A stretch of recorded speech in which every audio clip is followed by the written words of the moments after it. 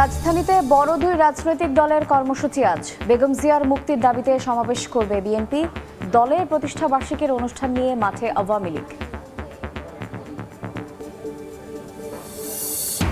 তিস্তার মতো গঙ্গার পানি বন্টন চুক্তি নিয়ে মমতার মনোভাবের কড়া সমালোচনা খোদ ভারতের পশ্চিমবঙ্গে। প্রতিবেশী দুই দেশের সম্পর্কে নেতিবাচক প্রভাব পড়ার শঙ্কা। শিক্ষাবর্ষ শেষ হতে চললেও মাধ্যমিকের মূল্যায়ন প্রক্রিয়াই চূড়ান্ত হয়নি। 7 স্কেলের প্রস্তাব গ্রহণের চিন্তা বোর্ডের। গ্রহণযোগ্যতা নিয়ে প্রশ্ন বিশ্লেষকদের।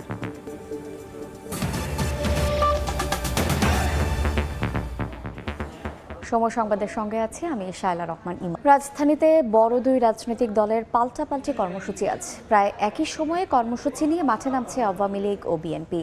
চেয়ারপারসন বেগম খালেদা জিয়ার মুক্তির দাবিতে বিকাল 3টায় রাজধানীর নয়াপল্টন কেন্দ্রীয় কার্যালয়ের সামনে সমাবেশ ডেকেছে বিএনপি। দলীয় প্রধানের মুক্তির দাবিতে প্রায় 8 মাস পর ডাকা এই কর্মসূচি ঘিরে বড় জমায়েতের প্রস্তুতি নিয়েছে দলটি। সমাবেশে বিএনপি মহাসচিব মির্জা ফখরুল ইসলাম আলমগীর সহ দলের কেন্দ্রীয় নেতাদের বক্তব্য রাখার কথা রয়েছে। অন্যদিকে একই সময়ে কর্মসূচি নিয়ে মাঠে থাকছে ক্ষমতাসীন আওয়ামী লীগও। দলের প্লাটিনাম জুবিলি বা 75তম প্রতিষ্ঠা বার্ষিকী উপলক্ষে বিকেল 3টায় রাজধানীর বঙ্গবন্ধু অ্যাভিনিউতে দলের কেন্দ্রীয় কার্যালয়ের সামনে আলোচনা সভার আয়োজন করেছে ঢাকা মহানগর আওয়ামী লীগ। আর এতে প্রধান অতিথি হিসেবে বক্তব্য রাখার কথা রয়েছে আওয়ামী লীগ সাধারণ সম্পাদক ওবায়দুল কাদেরের। আলোচনা সভা হলেও ক্ষমতাসীনদের এই কর্মসূচিও রূপ নিতে পারে সমাবেশে। তিস্তার মতো গঙ্গার পানি বন্টন চুক্তি নিয়ে পশ্চিমবঙ্গের মুখ্যমন্ত্রী মমতা বন্দ্যোপাধ্যায়ের মনোভাবের কড়া সমালোচনা শুরু হয়েছে খোদ তার নিজের রাজ্য জুড়ে। তৃণমূল নেত্রীর এমন মনোভাবে প্রতিবেশী দুই দেশের সম্পর্কে নেতিবাচক প্রভাব পড়ার আশঙ্কাও করছেন মমতার রাজ্যের বর্ষিয়ান সাংবাদিকরা। তাদের কেউ কেউ বলছেন 2011 সালে তিস্তা চুক্তির সময় তৎকালীন মনমোহন সিং সরকার অনেক চেষ্টা করেও বোঝাতে পারেননি মমতাকে। তবে গঙ্গার চুক্তি নবায়ন মমতা আটকাতে পারবেন না। ভারত থেকে বিস্তারিত জানাচ্ছেন সুব্রত আচার্য। 2011 সালে ভারতের তৎকালীন প্রধানমন্ত্রী ডক্টর মনমোহন সিং এর সফর সঙ্গী হিসেবে নাম ঘোষণার পর বাংলাদেশ সফর বাতিল করেছিলেন সদ্য পশ্চিমবঙ্গের ক্ষমতায় আসা তৃণমূল কংগ্রেসের মুখ্যমন্ত্রী মমতা বন্দ্যোপাধ্যায়। সফর বাতিলের কারণ তিস্তা চুক্তিতে তার সায় না থাকা। 2011 সাল থেকে 2024 গেল 13 বছর ধরে তিস্তা চুক্তি আলোর মুখ দেখেনি। বাংলাদেশের অধিকার থাকলেও সেই পানির ন্যায্য ভাগ পায়নি ভাটির দেশের লাখ লাখ মানুষ, যার ফলস্বরূপ উত্তরবঙ্গে কখনো বন্যা আর কখনো তীব্র খরা। তিস্তায় বাগড়া দেওয়ার পর এবার পশ্চিমবঙ্গের প্রশাসনিক প্রধানের নজর গঙ্গার পানি বন্টন চুক্তির নবায়নের দিকেও। লোকসভা ভোটের সময় মুর্শিদাবাদের প্রচারে গিয়ে ফারাক্কার ব্যারেজ লাগোয়া মানুষকে আন্দোলনে নামার পরামর্শ দিয়েছিলেন মমতা। আর এবার দুই দেশের প্রধানমন্ত্রীর দ্বিপাক্ষিক বৈঠকের পর সরাসরি তিস্তা গঙ্গা চুক্তি নিয়ে রণংদেহী রাজ্যটির মুখ্যমন্ত্রী। এতেই মারাত্মক প্রতিক্রিয়া দেখাচ্ছেন দুই দেশের সম্পর্ক নিয়ে যারা কাজ করেন সেই বিশ্লেষকরা। তাদের মতে এই ধরনের আচরণ প্রতিবেশী দুই দেশের ওপর নেতিবাচক প্রভাব ফেলছে। মমতা নিজে মনে করছেন যে তিনি অঙ্গরাজ্যের মুখ্যমন্ত্রী নন, তিনি একজন প্রধানমন্ত্রী। এই যে তার নিজের চিন্তা ভাবনাটা দুই দেশের সম্পর্ক দিনের পর ক্ষতি করে দিয়েছে।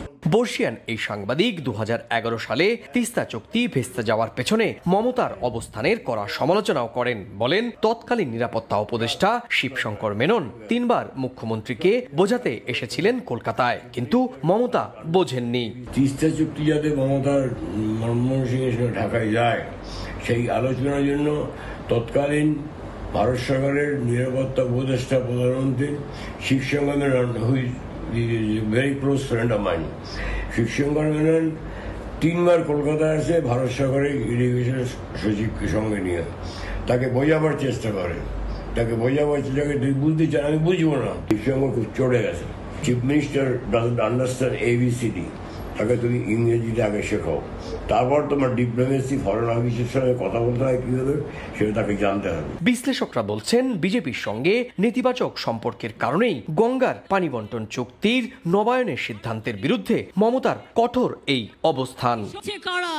সুব্রত আচার্য, সময় সংবাদ, ভারত। শিক্ষাবর্ষ শেষ হতে চললেও মাধ্যমিকের নতুন কারিকুলামের মূল্যায়ন প্রক্রিয়াই চূড়ান্ত হয়নি। 7টি স্কেলে শিক্ষার্থীদের মূল্যায়নের প্রস্তাব চূড়ান্ত হতে পারে বলে জানিয়েছে কারিকুলাম বোর্ড। এতে সিদ্ধান্তহীনতার বহিঃপ্রকাশ আখ্যা দিয়ে সাত স্কেলে মূল্যায়ন পদ্ধতি আন্তর্জাতিক অঙ্গনে গ্রহণযোগ্যতা নিয়েও প্রশ্ন তুলেছেন শিক্ষা বিশ্লেষকরা। শাকির আহমেদের রিপোর্ট। চলতি বছর মাধ্যমিক পর্যায়ের নবম শ্রেণী পর্যন্ত চলছে নতুন কারিকুলাম। তবে গত বছর থেকেই অভিভাবক সহ নানা অংশীজনের প্রতিক্রিয়ার প্রেক্ষিতে মূল্যায়ন পদ্ধতি ঢেলে সাজাতে কাজ শুরু করে শিক্ষা মন্ত্রণালয়। সবশেষ সিদ্ধান্ত অনুযায়ী প্রতিটি বিষয়ে 5 ঘন্টার মূল্যায়ন হবে। মূল্যায়নের 65% হবে লিখিতভাবে, আর শেখনকালীন মূল্যায়ন হবে 35%। প্রারম্ভিক থেকে শুরু করে বিকাশমান, অনুসন্ধানী, সক্রিয়, অগ্রগামী, অর্জনমুখী ও অনন্য এই 7টি স্তরে মূল্যায়নের প্রস্তাবনা দেওয়া হয়েছে, যেখানে প্রারম্ভিক পর্যায়ে পারদর্শিতার সর্বনিম্ন স্তর আর অনন্য হলো সর্বোচ্চ স্তর। প্রত্যেকটারই একটা ইকুয়াল ইন্টারভেল আছে, মানে সম দূরত্বে অবস্থান করছে এই 7টা লেভেলের প্রত্যেকটা।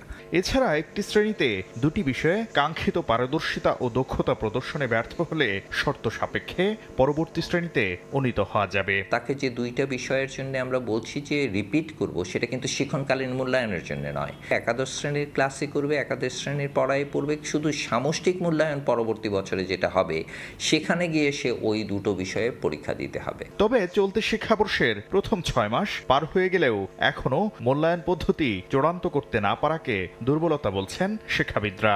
আন্তর্জাতিক বিশ্বের সাথে তাদের যে মূল্যায়ন পদ্ধতি আছে, ইন্টারন্যাশনাল স্ট্যান্ডার্ডাইজড অনেক টেস্ট আছে, সেগুলোর সাথে আমাদের এটা সামঞ্জস্যপূর্ণ না।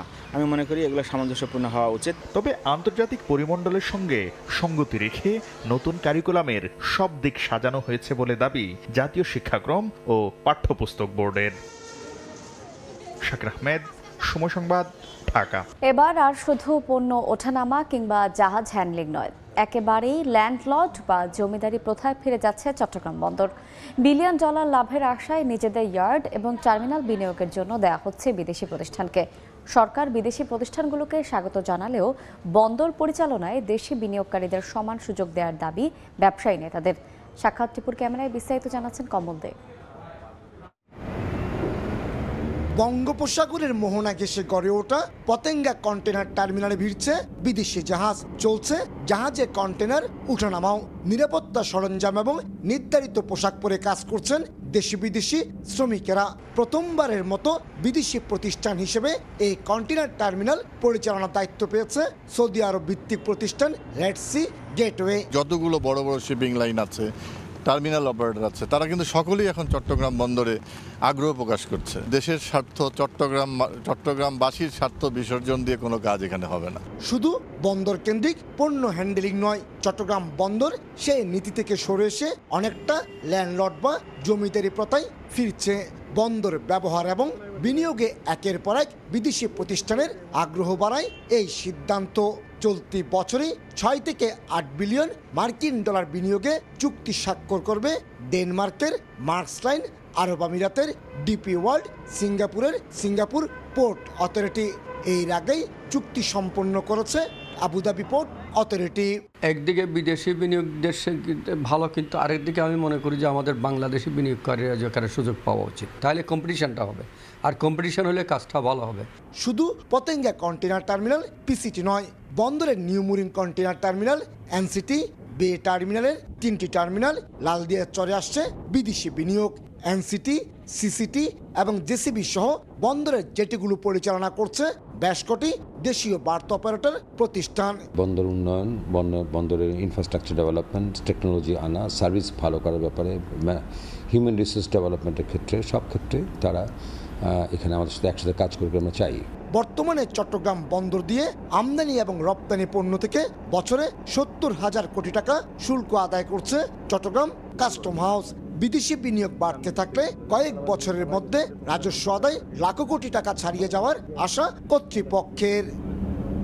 চট্টগ্রাম বন্দর এখন ল্যান্ডলর্ড বন্দর হতে চায়, তার জমি ব্যবহার করতে চায় বিদেশি বিনিয়োগকারীরা। আর বিদেশি প্রতিষ্ঠানগুলো বিলিয়ন বিলিয়ন ডলার বিনিয়োগের আগ্রহ নিয়ে চট্টগ্রাম বন্দরে আসছে। প্রথম পর্যায়ে বিনিয়োগ করেছে সৌদি আরব ভিত্তিক প্রতিষ্ঠান Red Sea Gateway. Patenga container terminal এখন তাদের নিয়ন্ত্রণে।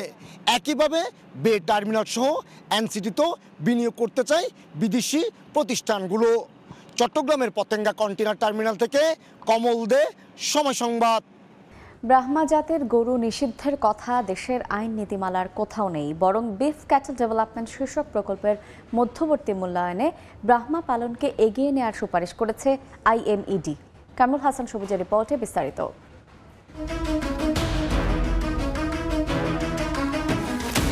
ব্রাহ্মার কোনো বীজ অবশ্যই এটাকে বলবো যে আমরা অনুমোদন দিই না। ব্রাহ্মা নিষিদ্ধ এরকম কোনো বিষয়টা আমি এখনো জানি না। নিয়ন্ত্রিত, এটা নিষিদ্ধ। ভালো দিক হলো এটা অল্প খেয়ে বেশি গ্রোথ আসে। দেশে ব্রাহ্মা জাতের গরু আমদানি, লালন পালন এবং বাজারজাতকরণ নিষিদ্ধ, নিয়ন্ত্রিত নাকি উন্মুক্ত, এই আলোচনার জল গড়িয়েছে অনেক দূর। সেই স্রোতে ভেসে আমরাও দেখতে চাই কত দূর গেলে বিলীন হয় এই বিতর্ক।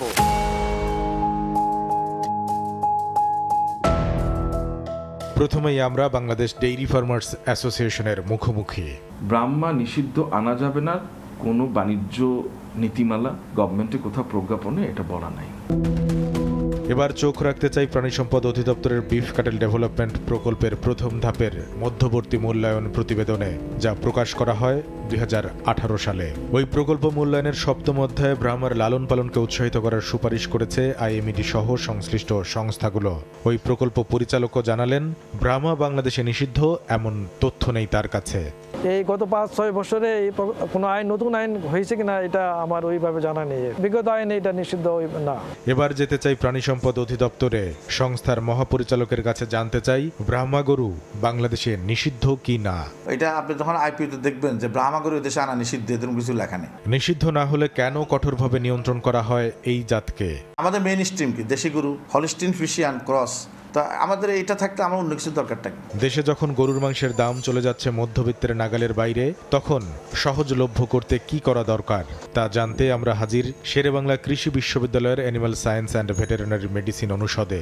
মাংসটাকে কম দামে যদি দিতে চাই ভোক্তাদের কাছে, শুধু গরু কেন, আমি বলবো ছাগলের জন্য, ভেড়ার জন্য আমাদের এই মাংস জাতের দিকে চলে যেতে হবে। ব্রাহ্মা ঘিরে এত আলোচনা সমালোচনা শুরু 2021 সালে ঢাকার হযরত শাহজালাল আন্তর্জাতিক বিমানবন্দরে, যেখানে সাদিক এগ্রোর আমদানি করা 19টি গরু জব্দ ও খালাসে হাইকোর্টের দেয়া আদেশে মিথ্যা ঘোষণায় ওই চালান আমদানির কথা বলা হলেও নিষিদ্ধ বলা হয়নি ব্রাহ্মাকে। কামরুল হাসান সবুজ, সময় সংবাদ, ঢাকা। এই পর্যায়ে শীর্ষ সংবাদগুলো জানিয়ে দিচ্ছি আরেকবার।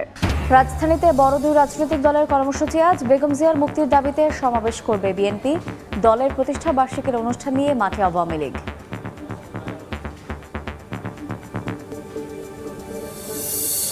এবং তিস্তার মতো গঙ্গার পানি বন্টন চুক্তি নিয়ে মমতার মনোভাবের কড়া সমালোচনা খোদ ভারতের পশ্চিমবঙ্গে।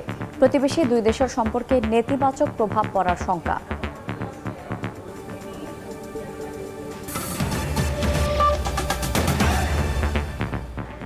এই ছিল সময় সংবাদে। এরপর এ সময় বাণিজ্য নিয়ে ফিরছি কিছুক্ষণ পর। সঙ্গে থাকুন সময়।